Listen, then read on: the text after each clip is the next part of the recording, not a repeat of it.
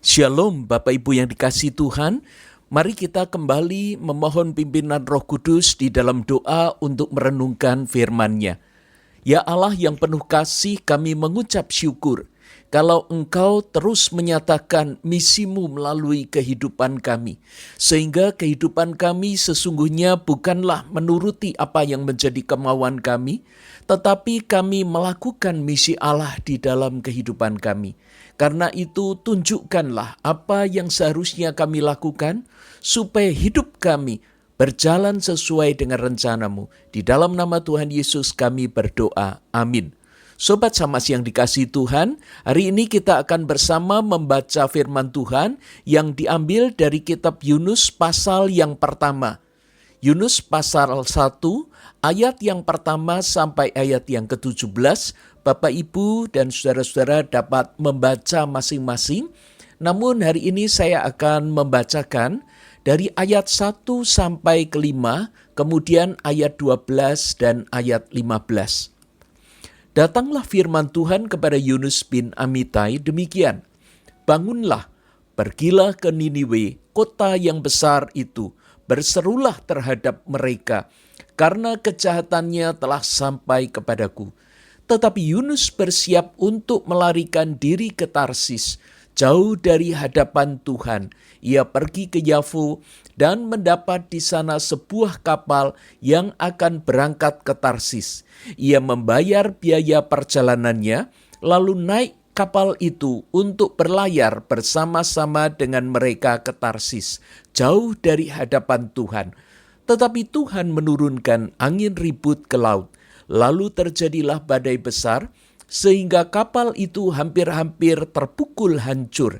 Awak kapal menjadi takut, masing-masing berteriak-teriak kepada Allahnya, dan mereka membuang ke dalam laut segala muatan kapal itu untuk meringankannya.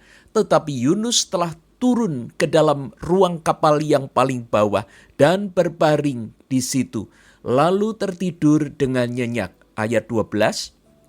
Sahutnya kepada mereka, angkatlah aku, campakkanlah aku ke dalam laut, maka laut akan menjadi reda dan tidak menyerang kamu lagi. Sebab aku tahu bahwa karena akulah badai besar ini menyerang kamu. Ayat 15, kemudian mereka mengangkat Yunus, lalu mencampakkannya ke dalam laut, dan laut berhenti mengamuk. Sobat Samas yang dikasihi Tuhan, Niniwe adalah gambaran kota di mana kita hidup di zaman sekarang ini. Kota yang bergelimang kemasyhuran, kejayaan, politik, ekonomi, kekerasan, dan kehidupan bebas. Yunus pun menjadi gambaran umat Allah saat ini. Melarikan diri dari panggilan Allah, bahkan menyalahkan Allah. Budaya kota yang terus berubah seolah menantang dengan pertanyaan, apakah pekabaran Injil masih relevan? Apakah misi Allah masih berlaku dan konsisten? Bisakah Injil menjawab diskriminasi hitam putih, kesulitan ekonomi, ketidakadilan, apalagi melintas dunia maya dengan berbagai pergumulannya? Sobat Samas yang dikasihi Tuhan, Niniwe adalah sebuah kota terkemuka, sekaligus ibu kota Asyur. Dan ini merupakan nama dari Dewi Isitar yang ditulis dengan tangan berupa lukisan seekor ikan dalam kandungan. Sisa-sisa bangunan Niniwe terletak kira-kira 1 kilometer sebelah timur Sungai Tigris, berseberangan dengan kota modern Mosul di Irak. Kota Niniwe bahkan pernah disebut sebagai kota terbesar di dunia pada saat itu dan lebih besar dari Babel. Tidak ada detail riwayat hidup Yunus yang dicatat dalam Alkitab. Meskipun ada tradisi Yahudi yang menyebutkan bahwa Yunus itu diduga merupakan anak dari janda di Sarfat yang dibaharui hidupnya oleh Elia. Sobat Samas yang dikasihi Tuhan, kala itu Israel sedang berada di masa puncak kekuasaan, di mana Yerobeam II telah berhasil memerintah. Perkataan jahat yang ditulis dalam Amos 1 dan 2 mungkin mewakili zaman ini, di mana Yerobeam II memerintah dan membuat masalah yang menyakitkan sehingga para musuhnya menekan ke dalam wilayahnya. Sementara Israel harus berperang untuk mempertahankan diri melawan tentara Asyur. Asyur tidak mampu berperang di dua perbatasan, maka Israel dan Yehuda memulihkan perbatasan mereka hampir serupa seperti masa Daud dan Salomo.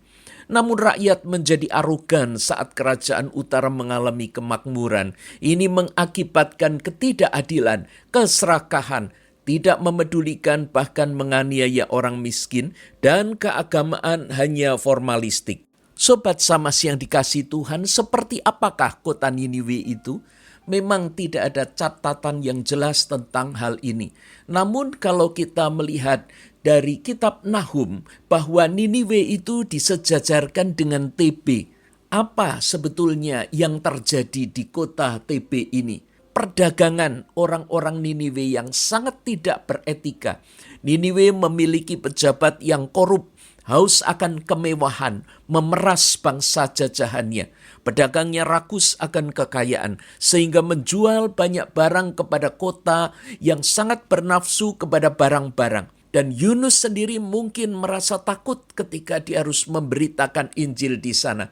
Bayangan seperti ini juga muncul ketika kita berhadapan dengan kota besar, kehidupan zaman modern. Segala sesuatu nampaknya bisa diterima oleh akal sehat. Bahkan apa yang ditekankan di dalam Injil seolah-olah bertentangan di sana. Haruskah Yunus melakukan penginjilan itu, mengingatkan orang-orang? Bapak, Ibu, dan saudara yang dikasihi Tuhan, ketika Yunus menolak hal ini, Yunus lari dari panggilan Tuhan, bahkan dia berangkat ke Tarsis. Mungkin ini merupakan sebuah penolakan yang masuk akal.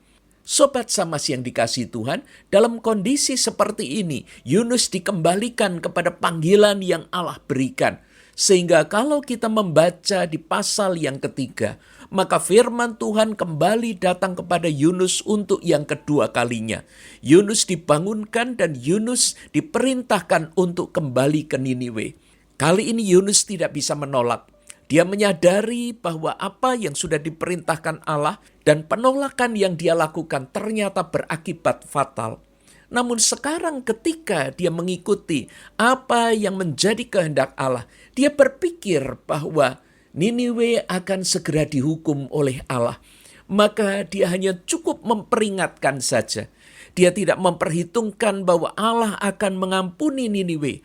Allah akan menyelamatkan orang-orang yang ada pada saat itu. Sobat Samas yang dikasihi Tuhan, ketika Allah memanggil kita untuk memberitakan Injil, apa yang ada di dalam benak kita? Apakah kita sebenarnya hanya ingin melakukan sebuah formalitas? Yang penting saya sudah memberitakan Injil. Tetapi apakah mereka akan bertobat atau tidak? Itu urusan lain.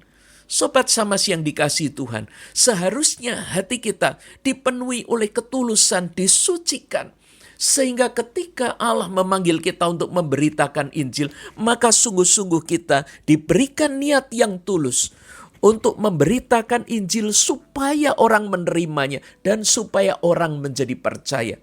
Hari ini begitu banyak orang yang hanya melakukan pemberitaan Injil keselamatan Allah sebagai sebuah formalitas. Ya, karena Allah sudah memerintahkan demikian. Karena ini diperintahkan oleh gereja, maka saya melakukannya.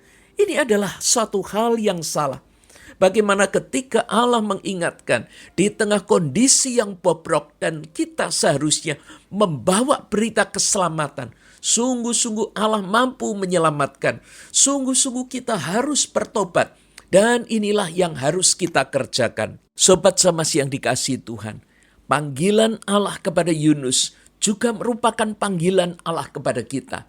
Allah ingin menunjukkan kasih sayangnya kepada orang-orang yang kita jumpai di zaman kita. Kita jangan hanya melihat mereka dengan segala kejahatan yang mereka lakukan.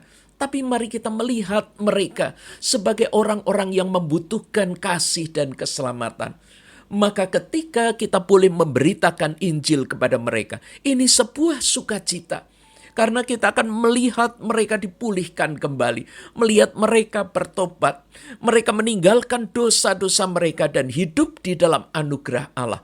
Karena itu marilah kita menyambut panggilan Tuhan ini dengan sukacita, sehingga kita pun boleh melakukan misi Allah ini dengan baik. Bapak, Ibu, dan saudara yang dikasihi Tuhan, firman Tuhan pada pagi hari ini memanggil kita semua. Di tengah kondisi zaman yang seperti ini, mari kita sungguh-sungguh membawa panggilan Tuhan untuk sebuah ketaatan. Dan kita mempersembahkan pelayanan kita untuk memberitakan kasih Allah, keselamatan Allah ini dengan penuh sukacita. Sehingga kita akan melihat satu persatu orang-orang yang hidupnya diubahkan oleh Allah dan mengalami keselamatan. Mari kita bersama-sama mendoakan panggilan Tuhan ini. Ya Bapa yang penuh kasih, kami sungguh bersyukur. Engkau begitu mengasihi kami yang seharusnya tidak layak untuk menerima keselamatan, bahkan yang seharusnya mengalami kebinasaan, namun Engkau menyelamatkan kami. Demikian pula sekarang ketika kami berjumpa dengan orang-orang yang hidup di dalam dosa, dan sesungguhnya Allah mengasihi mereka, Allah ingin menyelamatkan mereka, maka biarlah kami siap untuk diutus. Kami mau melihat mereka dengan penuh kasih sayang.